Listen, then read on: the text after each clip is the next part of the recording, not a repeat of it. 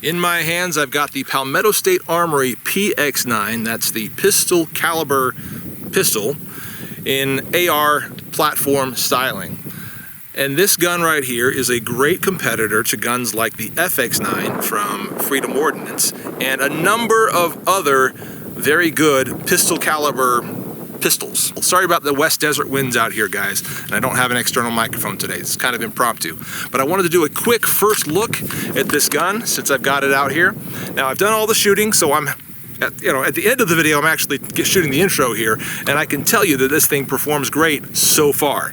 I've only got a little over 100 something rounds through it, but we're going to be shooting lots more through this thing in the future. I want to give you a quick kind of rundown and intro on what it is. So we've got an SB A3 brace here on the bottom, or on the butt here. Obviously that's completely collapsible, and it is just enough to get into your shoulder and be able to hold on to that thing and get a nice cheek weld, shoulder weld and everything, and have good control over the gun. We've got the mag pull grip on it. We've got an M-LOK handguard up here, and it did not come with sights or any of this other stuff. I can tell you what that is here in a second. I will correct this if I'm wrong, but I think this is the trigger the gun just comes with. But it's pretty nice. Better than stock, for sure. Better than mil spec. I'm liking that thing. Skeletonized, very cool looking, and feels pretty nice. As far as sort of the function of it, I like that Palmetto has made the decision to go with standard AR compatible parts. So I think the trigger is a standard AR trigger. We also can see here that the bolt catch / release is a standard AR piece there. The pins seem to be standard for AR. It looks like the safety selector is perfectly standard. The grip, obviously, you can tell is standard. And the charging handle, that's huge. The charging handle is a standard AR charging handle. Standard size, swaps out with any other charging handle you got, so you can upgrade that, put some big fat Raptor thing in there or whatever you want, and have just a wonderful charging handle in there. Obviously, I think that's true of the handguard as well. A number of other things here are very much AR compatible. It feels nice and lightweight. Is it the same lightweight as the Freedom Ordnance FX9? I'm not sure. We're going to actually compare these two guns side by side in a separate video, so stay subscribed, stay tuned. That's coming up. It's got their Gen 4 bolt in it, which seems to work great. There were two hiccups I had with this gun today in around 100 rounds. The first one was with 115 grain total metal coated ammoinc.com ammo, and the second one I'll show you here in a second as I do the ammo compatibility test. But otherwise, it's performed very well, and I'm looking forward to testing it further. Let's get on to some of the stuff I've put on top of here. We've got the Magpul AFG there at the front. You can see that this is all in their flat dark earth. Then we have the Inforce WML on top of that, as well as the Strike Fire 2 in Optics Planet's exclusive flat dark earth color. Why all this weird flat dark earth furniture on top of this gun?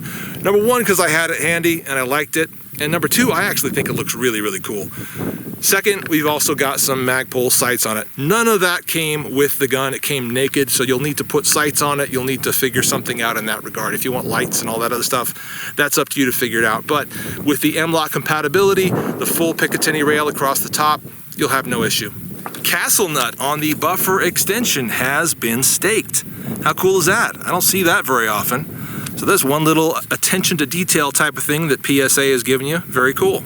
I also really like the trigger guard here. Look how big and fat that is. Fitting my finger in there with or without gloves is so easy and nice and comfortable. Standard A2 style brake up there, and I believe the threading is going to be your standard 1.5 by 28. I'll correct that if that's wrong. So basically it's very standard and swappable with a lot of standard AR stuff. Big selling point from PSA. Now that should do it for the overview and intro. Let's get on to the ammo test, and then we'll conclude.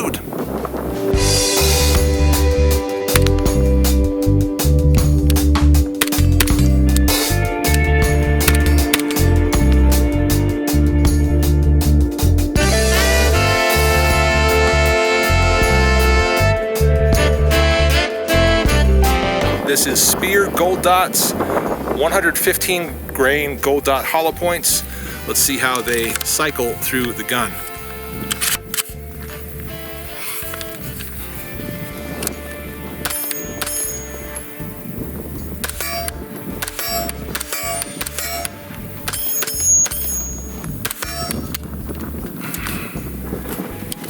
Yes. Perfect. Spear gold dots. No problem with cycling through this guy. SIG 124 grain jacketed hollow point. Let's see how they do.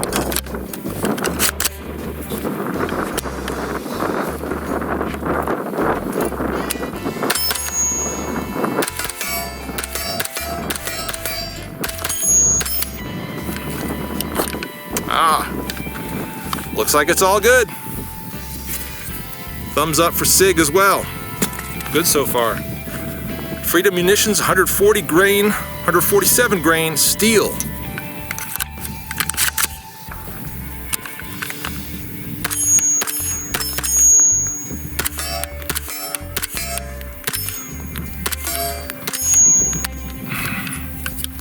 Definitely some difference in the way that cycles. I think that SIG was pretty hot by comparison. Blazer 124 grain aluminum.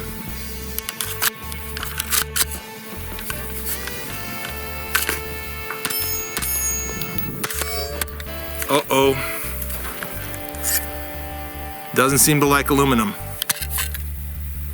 All right. We're gonna try to finish off the mag though. See if we get through it.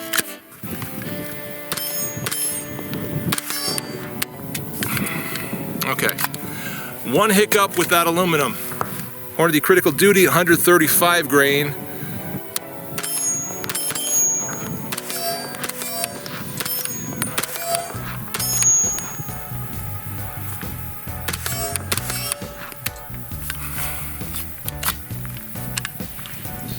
Perfect. Freedom Munition 100 grain frangible.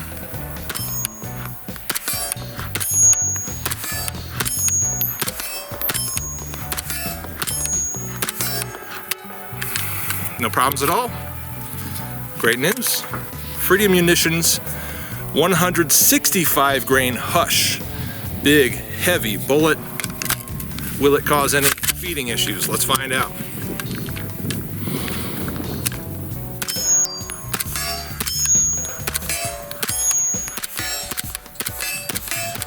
Ooh, feels very different. But it cycled all of it. No problem. This gun is doing pretty good. Aluminum, had one hiccup with that. It's possible that if I fired a good 50, maybe 100 rounds of aluminum through it, we'd find out if that's a chronic problem or a one-off. But I guess with the data we have, we know that aluminum is potentially a problem. Everything else cycled fine. So all your popular home defense type ammunition or personal defense type ammunition cycles great through this gun. That is great news. Let's see how it does with a couple of stick mags of 115 grain total metal jacket from Ammo Inc. Very nice clean shooting stuff. Will it cycle this gun reliably? Let's find out.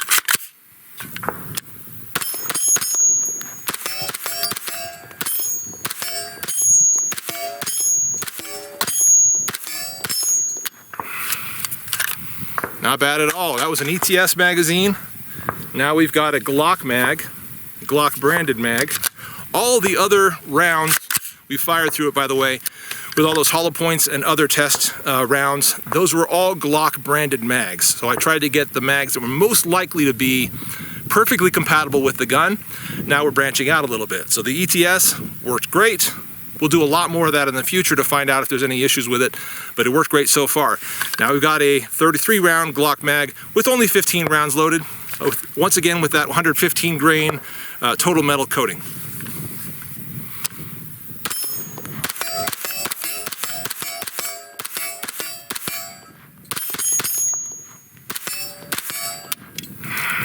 Nice.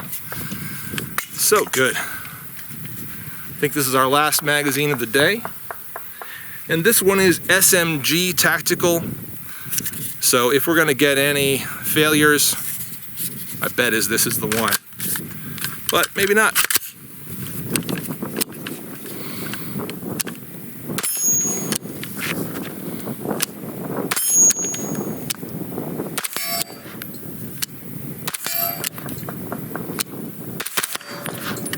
Too fast.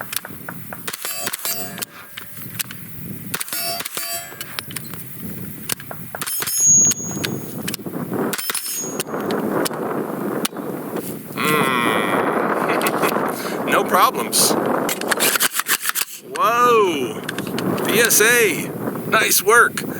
All right, guys, lots of shooting left to do with this thing, but so far I'm impressed. We can talk more about the parts and pieces and how this thing functions in the future, but this is just a quick little intro to the PX9 from Palmetto State Armory. Sweet little pistol, $5.99. I think it's worth picking up. I'm Blade Boy Scout. We'll see y'all later.